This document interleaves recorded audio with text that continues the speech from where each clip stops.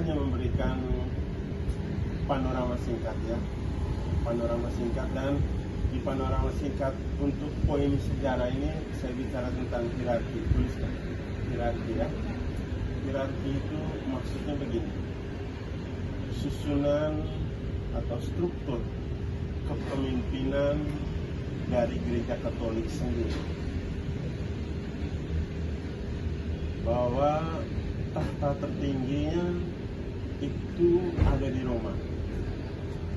Tahta tertingginya ada di Roma, dan pemimpin tertingginya itu diberi nama Paus.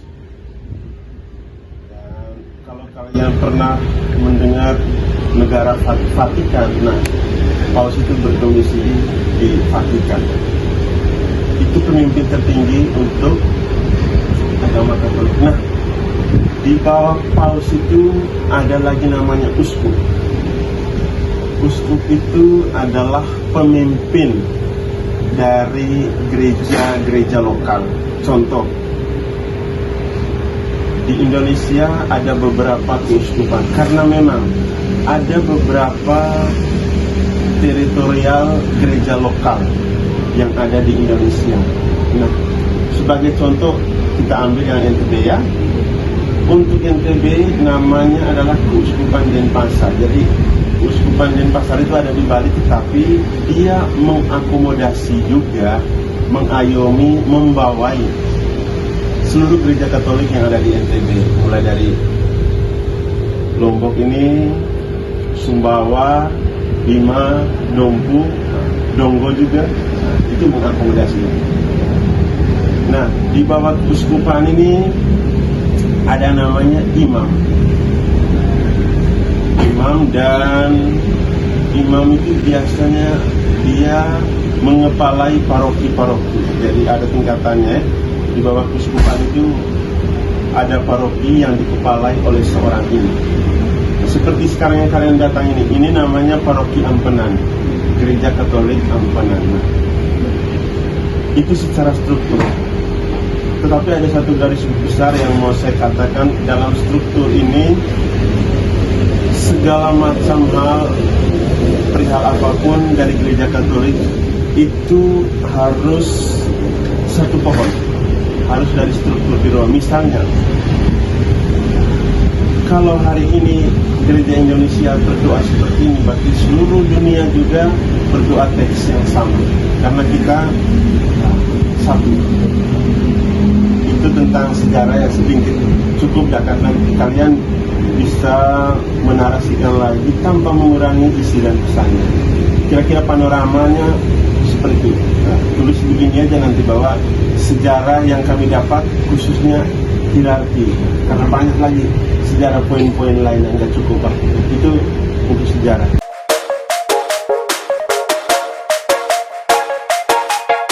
Siap.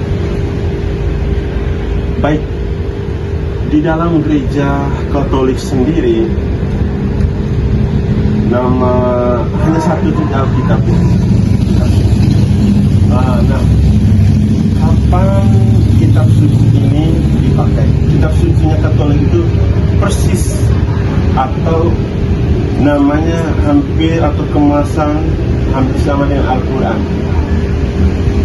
Di dalam itu apa yang tertulis? Kalau di dalam Al-Quran apa yang ditulis? Nah, saya tanya kalian sekarang ini. Kalau dalam kitab suci yang tertulis adalah apa yang disampaikan oleh Yesus dan apa yang disampaikan oleh nabi-nabi tentang Yesus. Kalau bahasa sederhana itu, kitab suci itu bicara tentang firman Tuhan, firman Allah dan lain sebagainya.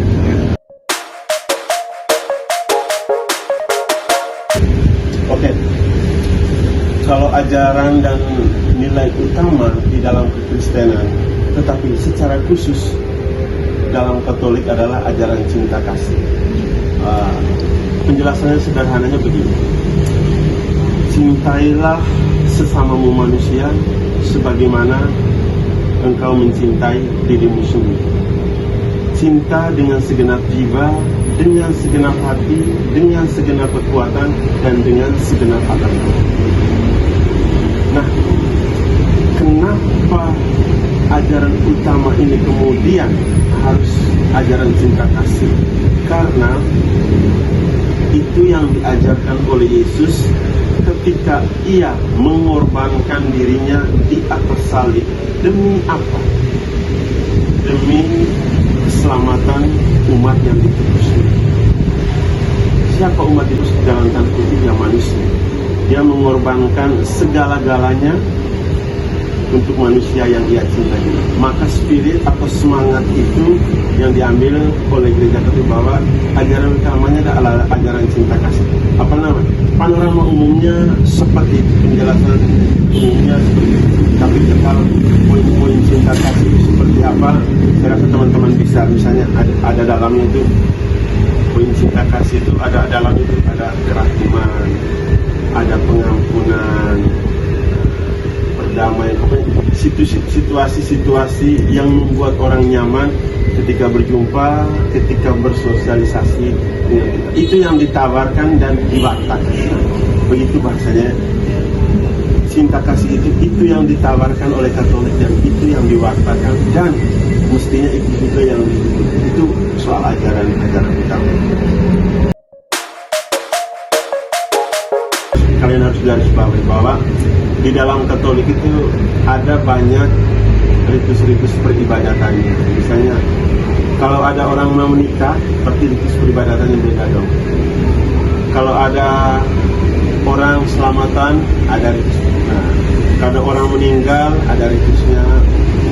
Tetapi ritus yang selalu wajib adalah namanya perayaan Ekaristi. Perayaan Ekaristi kapan itu? Itu kapan saja, tetapi yang wajib itu hari Minggu.